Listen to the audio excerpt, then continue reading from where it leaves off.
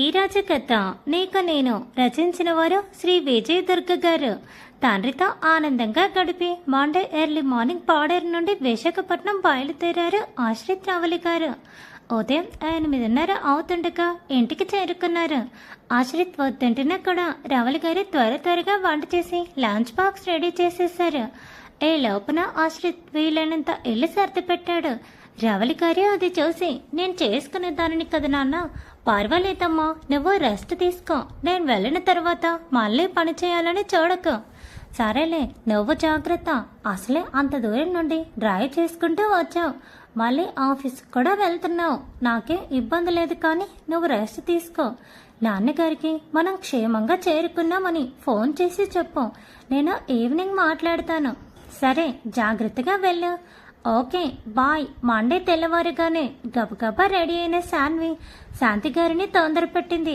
అమ్మా, నాకు త్వరగా లంచ్ బాక్స్ ప్రిపేర్ చేయి, నా బాక్స్తో పాటు ఇంకా లంచ్ బాక్స్ కూడా పెట్టు. ఇంకా లంచ్ బాక్స్ ఎందుకురా? అదేనమ్మా, నా వర్కింగ్ పార్ట్నర్ ఊరు వెళ్ళాడు అని చెప్పాను కదా, తను ఈవేళ వస్తాడు.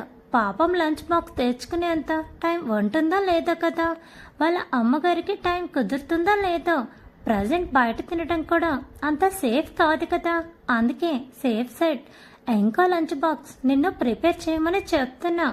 అవునా, ఈ మాట ముందే చెప్పుంటే ఏమైనా స్పెషల్గా చేసేదాన్ని కదరా. సరేలే, బాక్స్ నేను రెడీ చేస్తాను, నువ్వు బ్రేక్ఫాస్ట్ చేస్తే ఉండు. సరే, డాడీ వస్తున్నారు, ఇవాళ నేను నీకోసం వెయిట్ చేయను, త్వరగా బయలుదేరాలి, నేను బ్రేక్ఫాస్ట్ చేసేస్తాను. సరే తల్లి, నువ్వు బ్రేక్ఫాస్ట్ చేసి రెడీ అయిపో, నేను నీకు లంచ్ బాక్స్ ఇచ్చేస్తాను. సరే అమ్మా. ఈలోపు ప్రసాద్ గారు రెడీ అయి కిందికి వచ్చారు. సాన్వి, ప్రసాద్ గారు టిఫిన్ చేయడానికి కూర్చున్నారు. ప్రసాద్ గారు సాన్వితో, ఈ 2 days ఆ అబ్బాయి గురించి చెప్పిందే చెప్పి మమ్మల్ని వాయ కొట్టేసావు కదరా, ఇప్పుడు లంచ్ బాక్స్ కూడా తీసుకుని వెళ్తున్నావా? అంటే డాడీ, అది నే అంత విన్నాలే, వెరీ గుడ్. ఎదుటి వాళ్ళ ఎలాంటి పరిస్థితుల్లో ఉన్నా వాళ్ళ చెప్పకుండానే వాళ్ళ ఇబ్బందిని తెలుసుకోగలవు నువ్వు. సరే, జాగ్రత్తగా వర్క్ చేసుకోండి, ప్రాజెక్ట్ని సక్సెస్ఫుల్గా కంప్లీట్ చేయండి. ప్రాజెక్ట్ కంప్లీట్ కాగానే మీ ఫ్రెండ్స్కి నేను పార్టీ ఇస్తాను. వావ్, థ్యాంక్ యూ డాడీ, 100% మా ఎఫర్ట్ పెట్టి ప్రాజెక్ట్ని సక్సెస్ఫుల్గా కంప్లీట్ చేస్తాం. ఓకే, జాగ్రత్తగా ఉండండి. అలాగే డాడీ. శాంతి గారు ఇచ్చిన లంచ్ బాక్స్ తీసుకొని సాన్వి ఆఫీస్కి స్టార్ట్ అయింది. సాన్వి తనలో తానే, అబ్బా, ఆఫీస్కి వెళ్ళగానే ముందుగా బుద్ధ అవతారం ఫోన్ నెంబర్ తెలుసుకోవాలి. పాపం బ్రేక్ఫాస్ట్ చేశాడో లేదో, బ్రేక్ఫాస్ట్ కూడా ప్యాక్ చేస్తే బాగుండేది, నాకు అసలు గుర్తు రాలేదు. సరేలే, నాకెంత వీలైతే అంత చేసే కదా, చూద్దాం. అంతగా తను ఏమీ తినకపోతే బ్రెడ్ జామ్ ఏమైనా తెప్పిద్దాంలే. అలా ఆలోచనలతో ఆఫీస్కి చేరుకుంది. ముందుగా ఆఫీసులో ఆశ్రిత్ కోసం వెతికింది. తను ఆఫీస్కి ఇంకా రాలేనట్టు ఉంది, ఇంకా ఇక్కడ కనపడలేదు. ఇవాళ లేట్ అవుతాడేమో. అవునులే, అంత దూరం నుంచి రావాలి కదా, పాపం 9:30 అవుతుండగా మిగిలిన స్టాఫ్ అంతా వచ్చి వారి వర్క్ స్టార్ట్ చేశారు. ఆశ్రిత్ ఇంకా రాకపోయేసరికి ప్రాజెక్ట్ ఫైల్ ముందు పెట్టుకుని ఆశ్రిత్ కోసమే ఆతృతగా ఎదురు చూస్తూ ఉంది సాన్వి. తన ఎదురు చూపుల ఫలితంగా ఆశ్రిత్ వచ్చేసాడు. వచ్చి రాగానే, సారీ సాన్వి, బాగా లేట్ అయినట్టుంది, ఇకపై ఎప్పుడూ లేట్ కాకుండా చూసుకుంటాను, ఈ ఒక్కసారికి ఎక్స్ట్రీమ్లీ సారీ. అబ్బా, ఇప్పుడు ఎందుకు అంతలే సారీ చెప్తున్నావు? ప్రజెంట్ నువ్వు వేరే ఊరు నుంచి వస్తున్నావు, మీ నాన్నగారి దగ్గర నుంచి, ఆ మాత్రం ఆటో ఇటో లేట్ అవుతుందిలే, ఆ మాత్రం దానికే ఎంతలే సారీ చెప్పాలా? సరే, వర్క్ స్టార్ట్ చేద్దామా అని ఆశ్రిత్ అనగానే సాన్వి డల్గా సరే అంటుంది. ఇదేంటి దీన్ని ఇంత డల్గా ఉంది? అదే విషయం సాన్విని అడుగుతాడు ఆశ్రిత్. ఏంటి మేడం డల్గా ఉన్నారు, వీకెండ్ మూడ్లో నుండి ఇంకా బయటికి రాలేదా? చా, అదేం కాదు, వచ్చి రాగానే వర్క్ మొదలు పెడదాం అన్నాగా. అదేంటి, మనం ఎప్పుడు చేసే పని అదేగా, ఎప్పుడు వేరు, ఇవాళ వేరు. అదే ఏంటి కొత్తగా? సాన్వి తడబడుతూ, అంటే అదే 2 days మనం కలవలేదు కదా, నువ్వు మీ నాన్నగారి దగ్గరికి వెళ్ళొచ్చావు, ఆ విశేషాలు ఏమైనా చెప్తావో అనుకున్నా, వెంటనే వర్క్ అనేటప్పటికి కాస్త డల్గా అనిపించిందిలే, అంతే, అంతకు మించి ఇంకేమీ లేదు. ఓ అదా, ఏముంది, ఊర్లో అంతా చాలా బాగుంది, నాన్నగారు కూడా చాలా బాగున్నారు, నీ గురించి చెప్పాను, నిన్ను చాలా బాగా మెచ్చుకున్నారు. అంతే, ఇంకేముంటుంది. సరే, మన వర్క్ కంప్లీట్ చేసుకొని ఆ తర్వాత మాట్లాడుకుందాంలే. సరే అయితే ఇద్దరు వాళ్ళ వర్క్లో బిజీ అయిపోయారు. లంచ్ టైం అవుతుండగా సాన్వి ఆశ్రిత్ని పిలిచింది. ఆశ్రిత్, నీ లంచ్ ఎలా అని అడిగింది. ఏముంది, డైనింగ్ రూమ్కి వెళ్ళి చేయటమే. ఓఫ్, డైనింగ్ రూమ్కి వెళ్ళి వస్తావా, సెల్లార్కి వెళ్ళి చేస్తావా అని కాదు అడిగింది. లంచ్ బాక్స్ తెచ్చుకున్నావా లేదా అని. ఓ అదా, తెచ్చుకున్నాక. అంటే ఇప్పుడే ఊరు నుంచి వచ్చావు కదా, లంచ్ బాక్స్ తెచ్చుకుంటావా లేదా అని అడిగా. ఓహో అందుకా, మా అమ్మ ఎప్పుడు నాకు ఇబ్బంది కలగనివ్వదు, అందుకే అంత దూరం ప్రయాణం చేసి వచ్చినా కూడా నేను వద్దంటున్నావు చెప్పినా వంట చేసి నాకు లంచ్ బాక్స్ ప్రిపేర్ చేసి ఇచ్చింది. ఆంటీ భలే గ్రేట్ అన్నమాట. అవును, my mom is super mom. పెద్ద గొప్ప, మీ మామ్ సూపర్ మామ్ అయితే మా మమ్మీ కూడా సూపర్ మామే అని మూతి తిప్పింది సాన్వి. సరేలే, ఇక్కడ ఏమీ సూపర్ మామ్ పోటీలు జరగట్లేదు కదా, కానీ లంచ్ చేద్దాం పదా. నీకు లంచ్ బాక్స్ తెచ్చుకోవటం వీలవుతుందా లేదా అని నువ్వు ఇబ్బంది పడతావేమోనని నీకోసం కూడా అమ్మని అడిగి లంచ్ బాక్స్ తీసుకొని వచ్చా. అందుకే నీ లంచ్ కోసం అంతలా అడిగాను. అవునా, thank you very much Saanvi. కానీ ఇప్పుడు నేను లంచ్ తెచ్చుకున్నాక ఎలా, ఈ ఫుడ్ వేస్ట్ అయిపోతుంది కదా, అదే ఆలోచిస్తున్నా. అయినా నీ లంచ్ బాక్స్ ఏంటి అంత చిన్నగా ఉంది, నేను అంతే తింటా కదా, అందుకే అంత బక్కగా ఉన్నావు. ఓయ్ అలా అంటావేంటి, మరి లేకపోతే నువ్వేమైనా ఎల్కేజీ పిల్ల అనుకుంటున్నావా అంత చిన్న బాక్స్లో తినటానికి? అందుకే నీకు పనిష్మెంట్గా ఈ సెకండ్ బాక్స్ కూడా నువ్వే తిను. అమ్మో ఇంతనా, నా వల్ల కాదు. ప్లీజ్ ప్లీజ్ ఆశ్రిత్, ఇవాళకి నువ్వు కొంచెం హెల్ప్ చేయవా, ఈ బాక్స్ని కంప్లీట్ చేయవా, లేకపోతే మా అమ్మ నన్ను చంపేస్తుంది. ఫుడ్ వేస్ట్ చేసా అని పొరపాటున కూడా ఈ బాక్స్ నేను కంప్లీట్ చేయకుండా ఇంటికి తీసుకువెళ్ళాను అనక అది చూసి మా అమ్మ రైతులు దొక్కి దున్ని విత్తనాలు వేసి నారుమడి తీసి నాట్లు పోసి పంట ఏపుగా పెరిగేలా చేసి పంట ఓడ్చి ధాన్యం చేసి బియ్యంగా మార్చి దానిని అన్నంగా వండి ఈ బాక్స్లో ఫ్రైడ్ రైస్గా మారే వరకు ఎంతమంది కష్టపడ్డారు, ఎంతమంది శ్రమ పడ్డారు అని ఫుల్ క్లాస్ పీకుతుంది. అంత స్పీచ్ వినటం కంటే ఈ బాక్స్ని ఎలాగో అలా కంప్లీట్ చేసి వెళ్ళటం బెటర్ కదా. హహహ, wow, your mother is very cute. సర్లే, ఇప్పుడు ఏం చేద్దామైతే. ఏముంది, ఇవాళకి ఎలాగలా కష్టపడి ఈ 3 బాక్సులు ఫినిష్ చేయటమే. కావాలంటే ఇంటికి వెళ్ళిన తర్వాత నైట్ తక్కువగా తింటామని వాళ్ళకి ముందుగా చెప్తే సరిపోతుంది. అవును, ఇక అదే దారి. సరే పద, లంచ్కి వెళ్దాం. ఓకే పద. అప్పటికే వీళ్ళు క్యాబిన్ దగ్గరికి వచ్చిన 4 ఫ్రెండ్స్ వీళ్ళు అంతలా నవ్వుకుంటూ మాట్లాడటం విని షాక్ అయిపోయారు. వాళ్ళని చూసి ముందుగా ఆశ్రిత్, వాట్ గర్ల్స్, వర్క్ ఎలా ఉంది అని అడిగాడు. జాయిన్ అయిన ఎన్ని రోజుల్లో ఆశ్రిత్ మొదటిసారిగా సుధా లలితలతో మాట్లాడటం వాళ్ళకి నిజంగానే షాకింగ్గా అనిపించింది. గౌతమ్ సురేష్కి అయితే 1000 వోల్ట్ షాక్ కొట్టినట్టు అనిపించింది. ఆశ్రిత్ ఎంత పిలుస్తున్నా కూడా గౌతమ్ సురేష్ పలకకపోయేటప్పటికీ వాళ్ళ మాడు మీద గట్టిగా 2 దెబ్బలు వేశాడు. దెబ్బలు తగలగానే స్పృహలోకి వచ్చిన గౌతమ్, ఆశ్రిత్ నువ్వు చాలా మారిపోయావురా, సర్లే పదండ్రా లంచ్ చేద్దాం అని వెళ్తున్నా. ఆశ్రిత్ని సాన్వి పిలిచి, హలో ఎక్కడికి బాస్, వెళ్ళిపోతున్నావు? ఈ బాక్సుల పరిస్థితి ఏంటి? ఇప్పుడు నన్ను బలి చేద్దాం అనుకుంటున్నారా?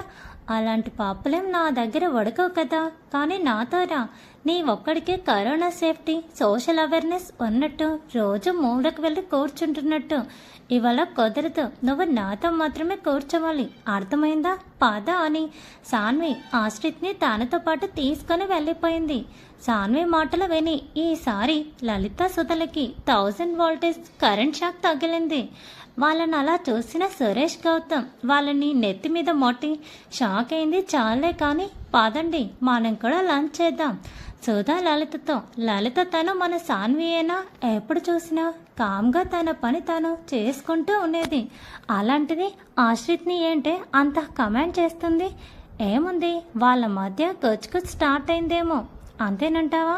అంతేగా, మరి అని వాళ్ళిద్దరూ ముందు నడిచి వెళ్తుంటే వెనకగా వస్తున్న సురేష్ గౌతమ్ వాళ్ళ మాటలు విని సైలెంట్గా ఉన్న వాళ్ళలో కొచ్చుకొచ్చి స్టార్ట్ అయింది కానీ వీళ్ళకు మాత్రం ఏమీ స్టార్ట్ కాలేదు. అవునరా అని నవ్వుకుంటూ డైనింగ్ రూమ్లోకి వెళ్ళారు. డైనింగ్ రూమ్కి వెళ్ళి లంచ్ బాక్స్ ఒక టేబుల్ మీద పెట్టి సాన్వి ఆశ్రిత్ వేరే వేరే వాష్రూమ్కి వెళ్ళారు. వాళ్ళకి కాస్త దగ్గరలోనే ఉన్న టేబుల్ దగ్గర గౌతమ్ సురేష్లు కూర్చున్నారు. కావాలనే సాన్వి ఆశ్రిత్ మాట్లాడుకునే మాటలు వినాలని. అరే గౌతమ్, గమనించావా నువ్వు? ఆశ్రిత్లో చాలా మార్పు కనిపిస్తుంది కదా. అవునరా, వాడు ఖచ్చితంగా సాన్వి ప్రేమలో పడ్డాడు, కానీ అది వాడు ఇంకా గుర్తించినట్టు లేడు. అవునరా, ఈ అమ్మాయి సాన్వి కూడా చాలా సైలెంట్గానే ఉంటుంది కదా. వీళ్ళిద్దరి జంట ఒకటైతే బాగుంటుందిరా. అవునరా, నాకు కూడా అదే అనిపిస్తుంది. వాడు ఏ విషయం చెప్పే వరకు మనం కూడా బయటపడద్దు. సైలెంట్గా వాళ్ళని అబ్జర్వ్ చేద్దాం. సరే, లంచ్ స్టార్ట్ చేయి.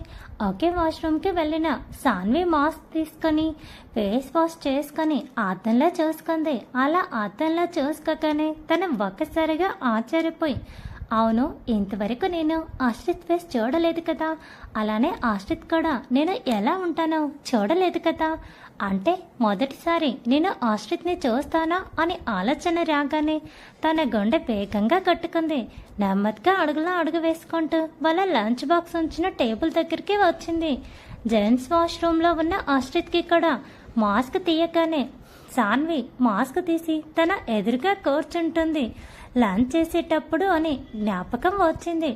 మొదటిసారిగా సాన్వి మొహాన్ని చూస్తానన్న ఆనందంతో గబగబా ఫేస్ వాష్ చేసుకొని వాష్రూమ్ నుంచి బయటికి వచ్చాడు ఆశ్రిత్.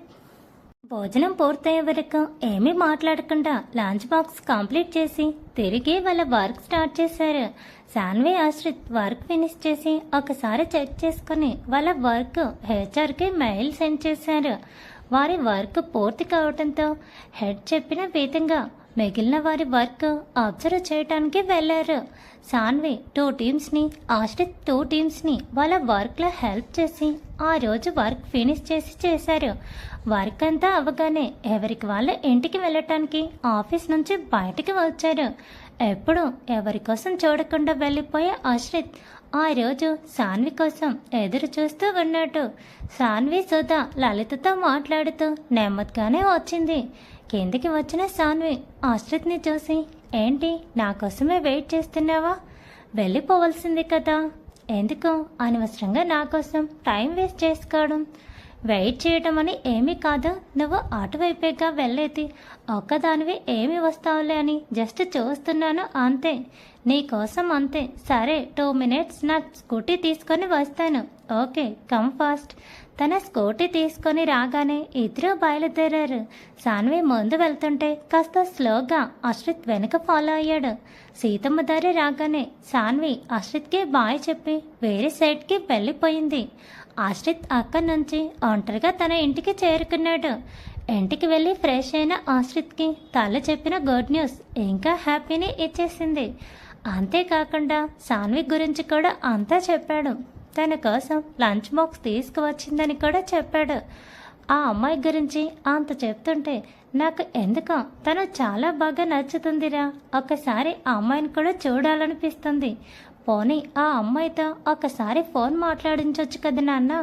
అప్పుడు గుర్తొస్తుంది ఆశ్రిత్కి సాన్వి ఫోన్ నెంబర్ తను అడగలేదనే విషయం. హరే, ఇప్పుడు ఎలా అమ్మా? తన ఫోన్ నెంబర్ కూడా నా దగ్గర లేదమ్మా. ఇంతవరకు నేను అడిగి తీసుకోలేదు, మర్చిపోయా. రేపు అడిగి తీసుకుంటా. సారిపోయింది.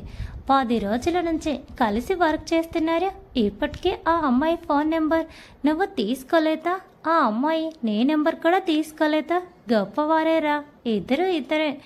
ఇంటికి వెళ్ళి ఫ్రెష్ అయి శాంతి గారితో కబుర్లు చెప్పటం మొదలుపెట్టింది సాన్వి. అమ్మ, ఆశ్రిత్ ఎవరో కాదు, మొన్న చెప్పాను కదా ఒక అబ్బాయి నా వెంట పడుతున్నాడు అని. ఆ అబ్బాయే ఆశ్రిత్. నేను తనని అపార్థం చేసుకున్నాను. ఆ రోజు నువ్వు చెప్పబట్టి సరిపోయింది, కానీ లేకపోతే ఏం జరిగేదో. ఈ అబ్బాయి చాలా మంచోడమ్మా. ఇప్పటికీ అర్థమైందా? ఏ విషయంలోనూ తొందరపడకూడదని. అవునమ్మా, చాలా బాగా అర్థమైంది నాకు. సరే లంచ్ బాక్స్ ఇచ్చావా ఆ అబ్బాయికి?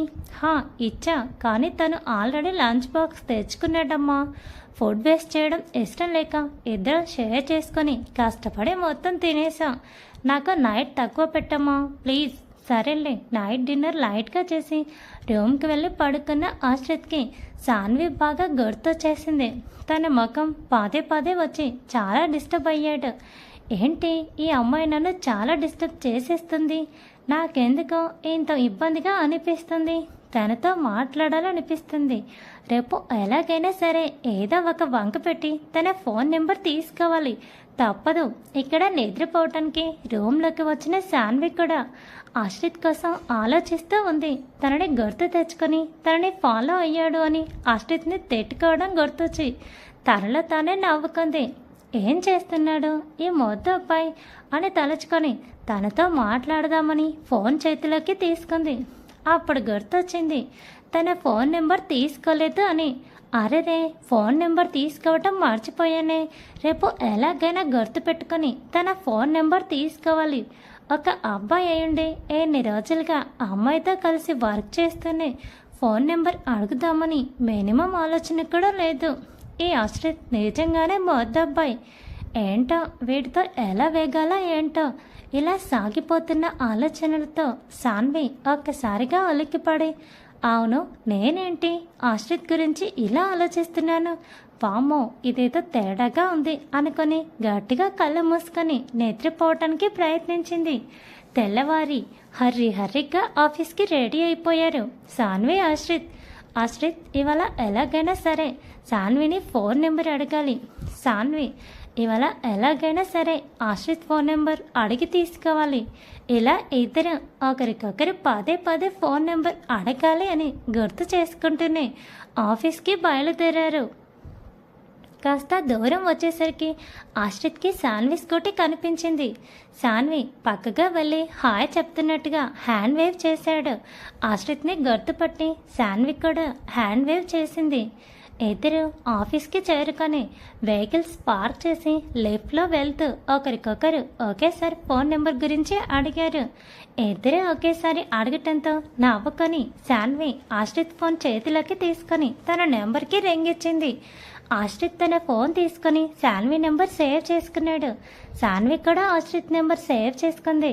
ఇద్దరు వాళ్ళ వర్క్ ప్లేస్కి వెళ్ళి హ్యాపీగా వర్క్ చేసుకున్నారు. రోజులు గడిచాయి. సాన్వి ఆశ్రిత్ మంచి ఫ్రెండ్స్ అయ్యారు. వాళ్ళ ప్రాజెక్ట్ వర్క్ కూడా ఫినిషింగ్ స్టేజ్కి చేరుకుంది. టీం అందరినీ పిలిచి ప్రాజెక్ట్ సక్సెస్ఫుల్గా రన్ అవుతున్నందుకు అందరినీ అప్రిషియేట్ చేశారు. ఈ వీక్ కష్టపడితే ప్రాజెక్ట్ వర్క్ కంప్లీట్ అయిపోతుంది. సో ఆ తర్వాత నుంచి మీరంతా వర్క్ ఫ్రమ్ హోమ్ చేయొచ్చు. ఈ పాండమిక్ టెన్షన్ తగ్గిన తర్వాత మీరు ఆఫీస్కి రావచ్చు. సో మీ వర్క్ని సక్సెస్ చేయడంలో మీ వంతు కృషి చేయండి. మీకు మంచి హైక్ ఉంటుంది శాలరీలో. టీమ్మేట్స్ అంతా షూర్ సార్, తప్పకుండా ఈ ప్రాజెక్ట్ని సక్సెస్ చేస్తాం. Okay thank you, go back to your work అని హెడ్ వెళ్ళిపోయారు. హెడ్ వెళ్ళిపోయిన తర్వాత ఎవరి వర్క్ ప్లేస్లో వాళ్ళు కూర్చున్నారు. ఆశ్రిత్ సాన్వితో డాల్గా, ఈ ప్రాజెక్ట్ అయిపోతే వర్క్ ఫ్రమ్ హోమ్ అట, మనం ఆఫీస్కి రానవసరం లేదు. ఈ పాండమిక్ సిచ్యువేషన్ ఎన్ని డేస్ ఉంటుందో అలే 10 రోజుల్లో తెలుగు సంవత్సరాది కదా, అప్పటికైనా సిచ్యువేషన్ నార్మల్ అయితే బాగుండు అంది సాన్వి. అవును, ప్రశాంతంగా గుడికి వెళ్ళి ఎన్ని రోజులైందో. గుడిలో పూజారి గారు ఆశీర్వాదం ఇవ్వటానికి కూడా భయపడుతున్నారు అన్నాడు ఆశ్రిత్. సాన్వి, అవును నిజమే, ఈ ప్రాజెక్ట్ అయిపోయిందంటే మళ్ళీ మనం కలిసేది ఎప్పుడో. ఇక్కడ సురేష్, సుధా, లలిత, గౌతమ్ కూడా ప్రాజెక్ట్ అయిపోతే కలవలేమో అని బాధపడ్డారు. ఆఫీస్కి వస్తున్నాను కాబట్టి వర్క్ హ్యాపీగా అయిపోతుంది. అదే ఇప్పుడు ఇంట్లోనే ఉండి వర్క్ చేయాలంటే పిచ్చెక్కుతుంది. ఎలా ఉండాలా ఏంటో దేవుడా, పిచ్చెక్కేలా ఉంది. ఇంకా ఎన్ని రోజులు ఇలా అని సుధా సురేష్తో ఉంది. అవును సుధా, అలానే ఉంది. వీకెండ్ ఇంట్లో ఉండాలంటే కష్టంగా ఉంటుంది. ఆ 2 డేసే మెంటల్ వచ్చేస్తుంది.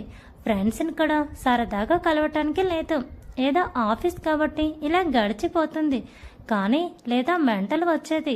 సుధా, అవును, అక్కడ గౌతమ్, లలిత కూడా సేమ్ ఇలాగే మాట్లాడుకొని బాధపడ్డారు. సాన్వి, ఫోన్లో టచ్లో ఉంటాంగా, తప్పదు. బయట సిచ్యువేషన్ ఇలా ఉంటే మరి ఏం చేస్తాం. అట్లీస్ట్ మనం మొదటి ప్రాజెక్ట్ సక్సెస్ఫుల్గా కంప్లీట్ చేసామన్న హ్యాపీనెస్ చాలే. ఆశ్రిత్, అవును. ఇంటికి చేరుకున్న ఆశ్రిత్తో రావలి గారు, ఆశ్రీ నాన్నగారు ఉగాదికి వస్తా అన్నారా, ఆ వీక్ అంతా ఇక్కడే ఉంటారట, ట్రాన్స్ఫర్కి సంబంధించిన వర్క్ అట. ఆశ్రిత్, అవునా? అవునా అని అంత డల్గా అంటున్నావేంటి? డల్గా ఏమి లేదమ్మా, నేను బాగానే ఉన్నా. ప్రాజెక్ట్ వర్క్ ఎండింగ్కి వచ్చింది. ఈ వీక్తో ప్రాజెక్ట్ వర్క్ అయిపోతుంది.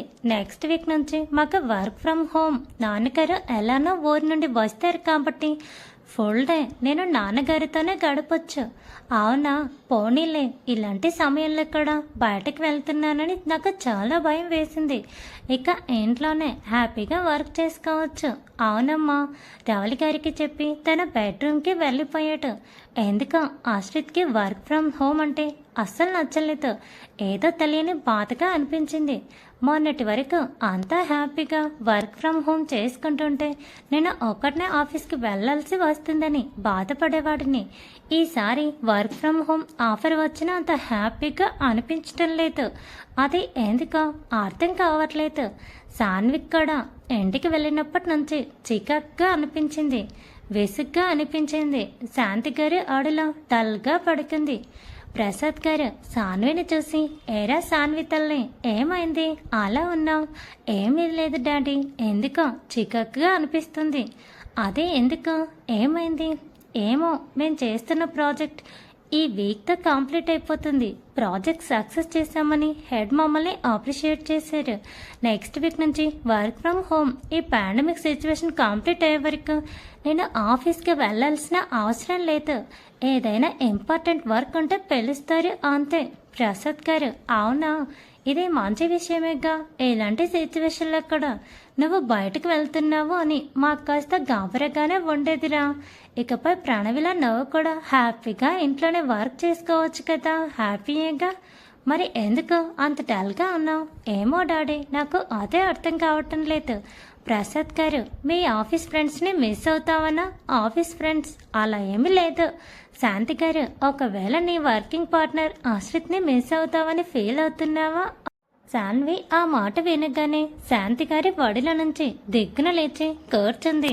కాస్త తడబడుతూ, చాచా అలాంటిదేమీ లేదు, అంతగా మిస్ అవుతున్నా అనుకుంటే కాల్ చేసి మాట్లాడతా కదా.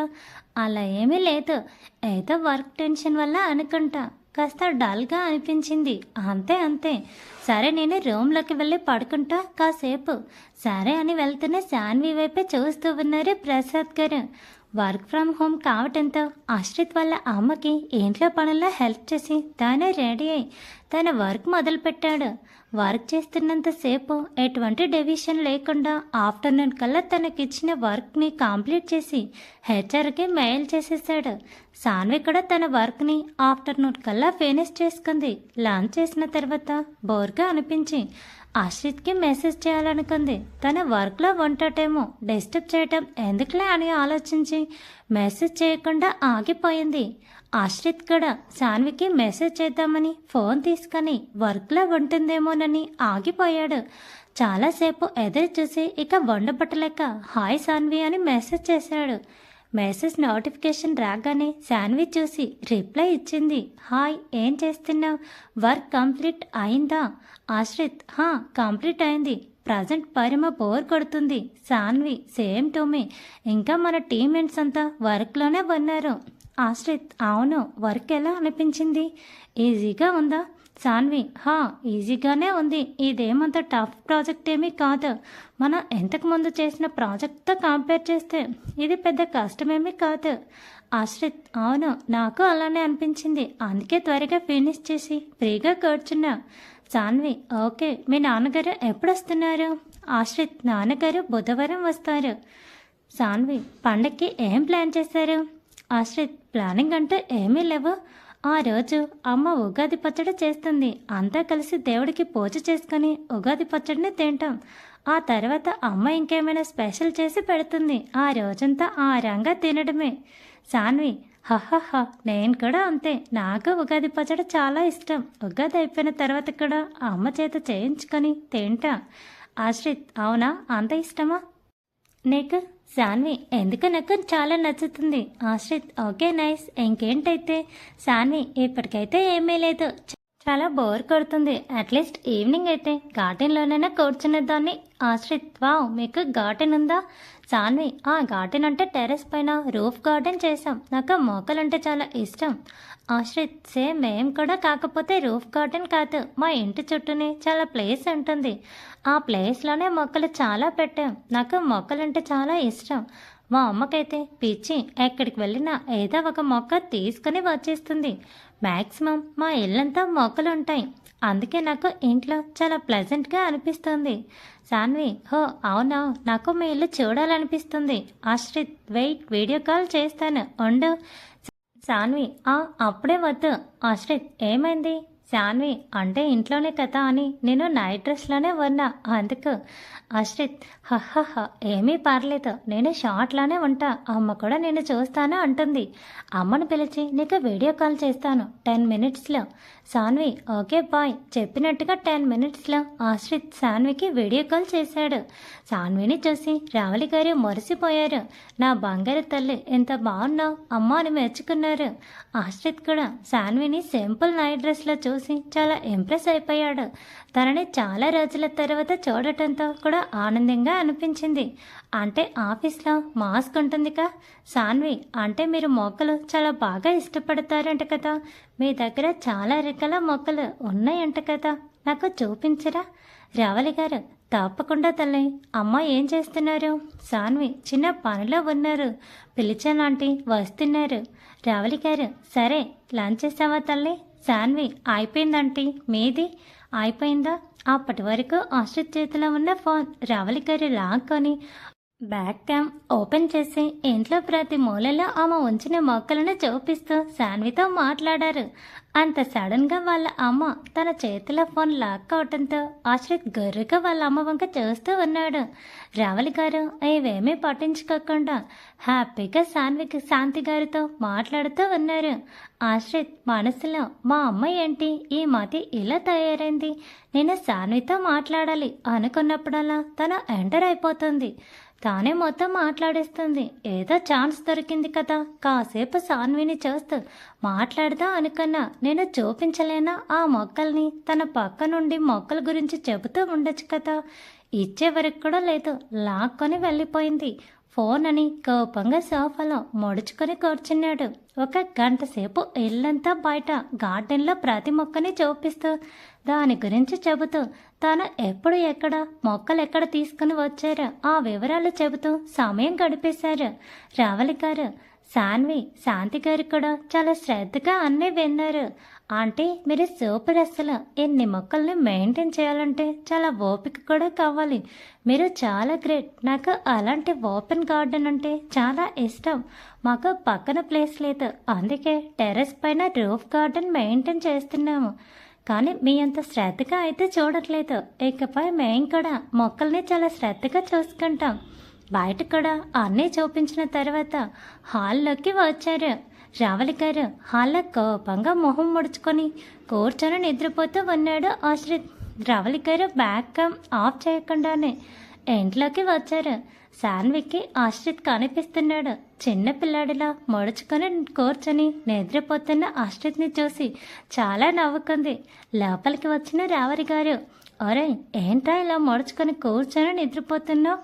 రావలి గారు మాటలకి నిద్ర మొలకున్న ఆశ్రిత్ రావలి గారి వైపు కోపంగా చూశాడు. రావలి గారు మొహం ఎందుకు అలా పెట్టావురా? ఆశ్రిత్ పో అమ్మా, ఈ మధ్య నువ్వు చాలా మారిపోయావు.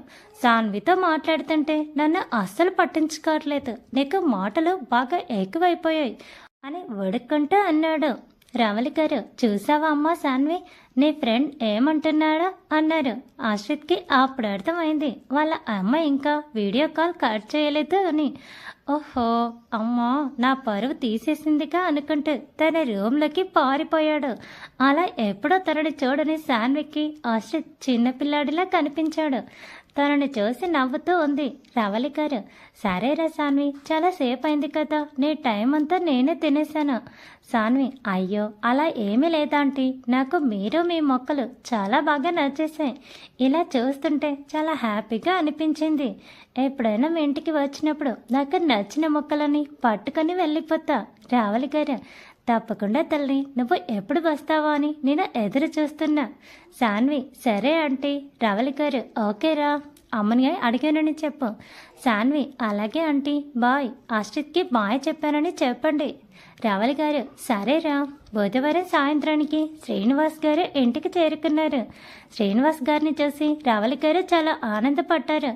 అప్పటికే పండగ కోసం అందంగా అలంకరించిన ఇంటిని చూసి, ఏంటోయ్, నా రాక కోసం చాలా ఎదురు చూస్తున్నట్టున్నావు, నా కోసం భారీగానే స్వాగత ఏర్పాట్లు చేసినట్టున్నావు అని ఆట పట్టించారు.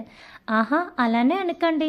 అయితే మీ స్వాగత సత్కారాలు ఇంకా రేపటి పండగ కోసం అలంకరణలు. సరే, నేను వెళ్ళి ఫ్రెష్ అయ్యి వస్తాను. ఓకే, ఈ లోపు మీకోసం వేడివేడిగా కాఫీ రెడీ చేస్తాను. ఆశ్రిత్ ఎక్కడా? ఇప్పుడే సూపర్ మార్కెట్కి పంపించానండి, రేపటికి కావాల్సిన చిన్న చిన్న వస్తువులు తెప్పించడానికి. సరే అయితే. శ్రీనివాస్ గారు ఫ్రెష్ అయ్యి వచ్చి హాల్లో కూర్చున్నారు. రావలి గారు శ్రీనివాస్ గారి కోసం కాఫీ తీసుకొచ్చి ఇచ్చారు. అప్పుడే సూపర్ మార్కెట్కి వెళ్ళిన ఆశ్రిత్ కూడా వచ్చాడు. ఆశ్రిత్ కూడా కాఫీ తీసుకురావడానికి రావలి గారు లోపలికి వెళ్ళారు. లోపలికి వచ్చిన ఆశ్రిత్ శ్రీనివాస్ గారిని చూసి, హాయ్ నాన్న, అప్పుడే వచ్చేసారా? బస్ స్టాప్కి నేను వచ్చేవాడిని కదా, ఎందుకు ఒక్కరే వచ్చేసారు? బస్ స్టాప్ నుంచి ఎంత దూరం రా, అందుకోసం మళ్ళీ నువ్వు రావటం ఎందుకు అని నడిచే వచ్చేసా. ఇంకేంటైతే, ఎలా ఉంది వర్క్ ఫ్రమ్ హోమ్? పర్వాలేదు, బాగానే ఉంది.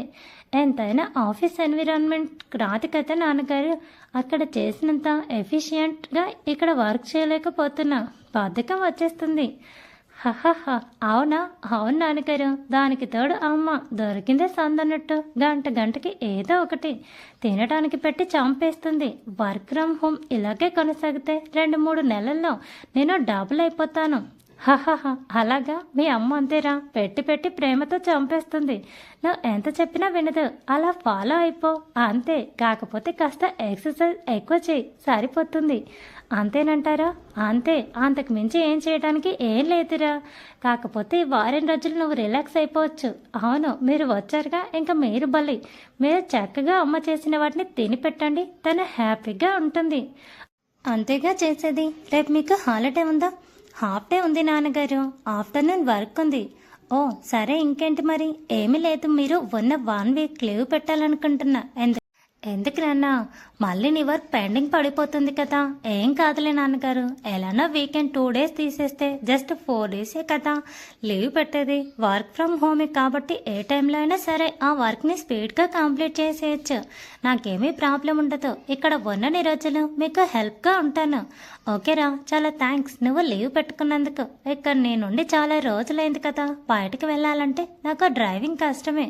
ఊరుకోండి నాన్నగారు, నాకు థ్యాంక్స్ చెప్తారేంటి మీరు? సరేలే. రావలి గారు, ఏంటి నేను లేకుండా తండ్రి కొడుకులు నా మీద చాడీలు చెప్పుకుంటున్నారా? నువ్వు లేకుండా ఎందుకు, నీ ముందే చెప్పుకుంటాము, మాకేమన్నా భయమా అన్నారు శ్రీనివాస్ గారు.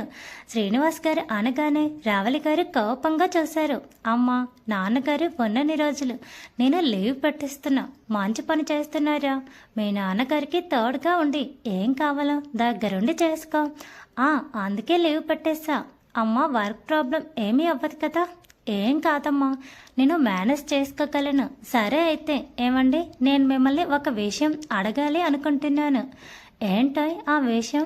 మీరు ఇక్కడికి వచ్చి చాలా రోజులైంది కదా, ఎలానో మీరు ఒక వారం ఉంటారు కాబట్టి మనం ముగ్గురం కలిసి ఒకరోజు సింహాచలం వెళ్ళాం. స్వామివారి దర్శనం చేసుకొని చాలా రోజులైంది. చూద్దాంలే, ఏంటి చూసేది, వెళ్దాం అంటుంటే. సరే సరే మేడం, వెళ్దాం, కోపం ఎందుకు? Thanks for watching. Please subscribe my channel for more videos.